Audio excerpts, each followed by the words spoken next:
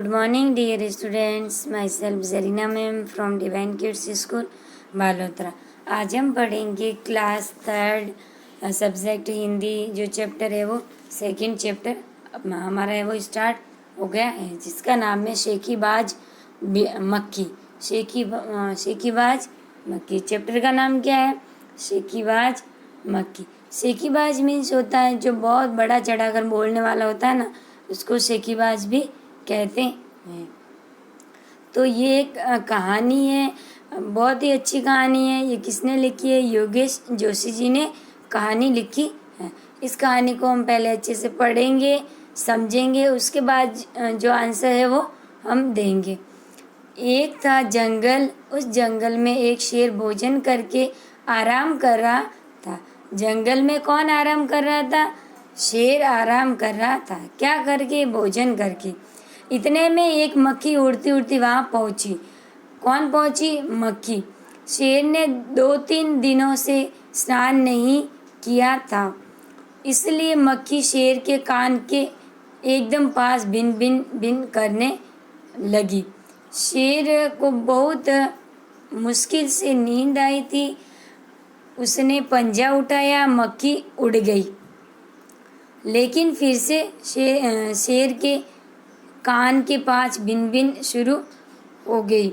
अब शेर को गुस्सा आया। वह दहाड़ा, नहीं दहाड़ा मीन्स एकदम जोर से आवाज़ की, अरे मक्खी दूर हट, वरना तुझे अभी जान से मार डालूंगा।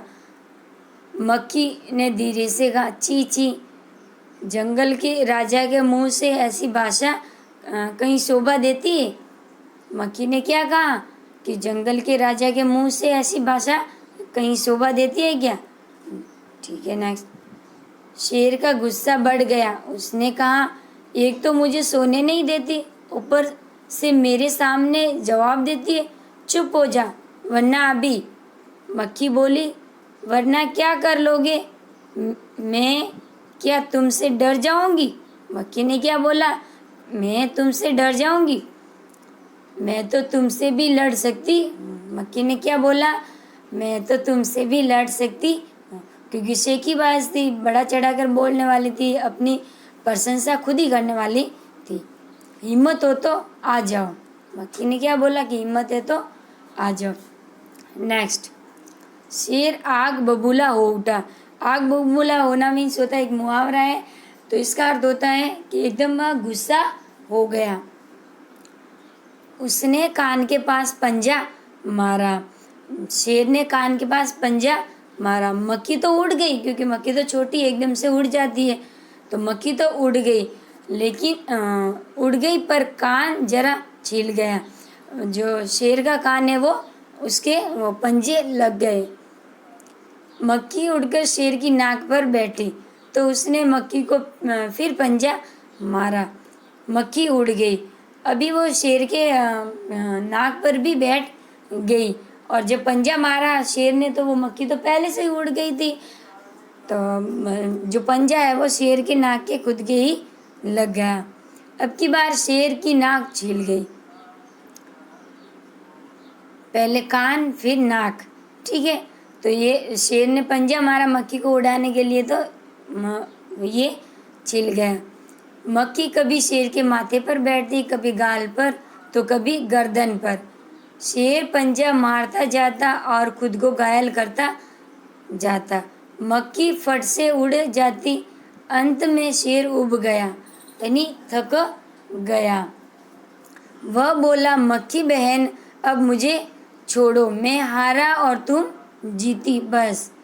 लास्ट में शेर ने क्या बोला कि जब वो बार बार उड़ती रही और पंजा मारते रहे तो मक्खी तो उड़ जाती थी, लेकिन जो पंजे है वो उसके खुद के ही लगते थे। तो लास्ट टाइम ने शेर ने कहा कि मक्खी बहन, अब मुझे छोड़ो, मैं हारा और तुम जीती।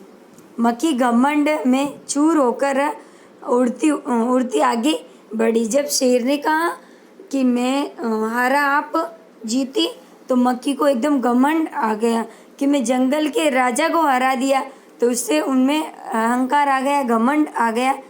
तो वो उड़ती उड़ती आगे बढ़ी। सामने एक हाथी मिला। कौन मिला? हाथी। मक्खी ने कहा, अरे हाथी मुझे प्रणाम कर। अब मक्खी को तो घमंड आ गया था क्योंकि उसने तो जंगल के राजा को हराया था। तो आगे हाथी मिला तो हाथी को उसने कहा कि अरे हाथी मुझे प्रणाम कर, मैंने जंगल के राजा शेर को हराया है, इसलिए जंगल में अब मेरा राज चलेगा। हाथी ने सोचा, इस पागल मक्खी से बहस करने में समय कौन बर्बाद करे। क्या बोला हाथी ने कि इस पागल मक्खी से बहस कौन करे। तो हाथी ने सूंड ऊपर उठाकर मक्खी को प्रणाम किया और आगे बढ़ गया। सामने से आ रही लोमड़ी ने यह सब देखा। लोमड़ी मंद मंद मुस्कुराने लगी, यानी धीरे धीरे मन ही मन मुस्कुराने लगी। इतने में मक्खी ने लोमड़ी से कहा, अरे लोमड़ी चल मुझे प्रणाम कर, मैंने जंगल के राजा शेर और विशालकाय हाथी को हरा दिया है। ठीक है, तो ये उसने लोमड़ी से कहा। लोमड़ी ने उसे प्रणाम किया, फिर धीरे से बोली, धनी हो मक्खी रानी, धनी हो, धनी है आपका जीवन है और धनी है आपके माता पिता। लेकिन मक्खी रानी इधर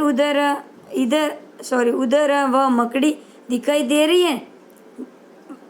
है ना, वह आपको गाली दे रही थी, उसकी जरा खबर लो ना। तो लोमड़ी ने क्या बोला कि वो मकड़ी दिखाई दे रही है ना, वो आपको गाली दे रही थी, तो उसकी भी आप खबर लो ना। यह सुनकर मक्खी गुस्से से लाल हो उठी। मक्खी बोली, उस मकड़ी को तो मैं चुटकी बजाते खत्म कर देती हूँ। अब मक्खी तो क्या थोड़ी घमंडी थी, तो उसने क्या सोचा कि मैं मकड़ी को भी ख़त्म कर दूंगी। यह कहते हुए मक्खी मकड़ी की तरफ झपटी और मकड़ी के जाले में फंस गई। तो वो उसको मकड़ी को मारने के लिए वहाँ पे एकदम झपड़ मारी, जैसे ही झपड़ मारी और वो उस जाल में फंस गई। मक्खी जाले से छूटने की ज्यों-ज्यों कोशिश करती गई, त्यों-त्यों और अधिक फंसती गई। अंत में वह थक गई, हार गई। यह देखकर लोमड़ी मंद मंद मुस्कुराती हुई वहाँ से चलती बसी। जब लोमड़ी, आपको पता है लोमड़ी बहुत ही चतुर थी और होशियार थी, और लोमड़ी तो चतुर होती है, ये तो आपको भी पता ही है। ठीक है, तो लोमड़ी चतुर थी, तो उसने उसको जाल में फंसाने के लिए ये कहा कि आपको मकड़ी गाली दे रही है। तो उसको गुस्सा आ गया, और वो तो घमंडी थी मक्खी, तो वो सीधा उसको भी मारने के लिए उस जाल में कूद पड़ी। तो जैसे ही जाल में कूद पड़ी, तो वो जाल में ही मकड़ी का बना हुआ जाल था ना, उसी में वो फंस गई।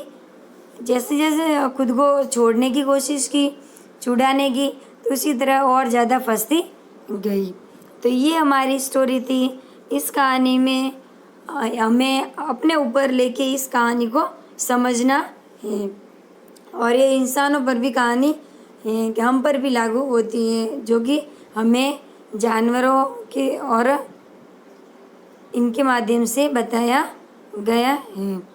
ठीक है, तो जैसा कि मनुष्य को भी हम ज़्यादा ऊपर उठा दें, तो वो उनमें क्या घमंड आ जाता है, और वो किसी की नहीं सुनता है, चाहे वो हम उसको अपने नज़रिए से किसी तरीके से मान लीजिए कि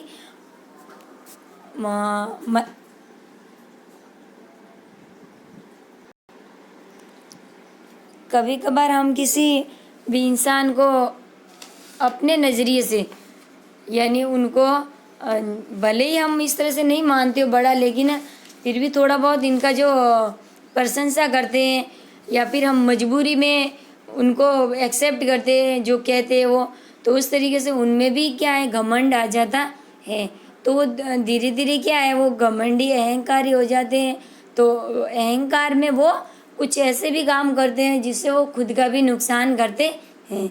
तो हमें कभी भी घमंड नहीं करना चाहिए, हमें अपने हिसाब से रहना चाहिए, और किसी को भी नीचा नहीं समझना चाहिए। सब अपनी अपनी सामर्थ्य के अनुसार होते हैं, और सबकी अलग अलग ही जो होती है क्षमताएं होती हैं, तो उसमें हमें कंपैरिजन नहीं करना चाहिए।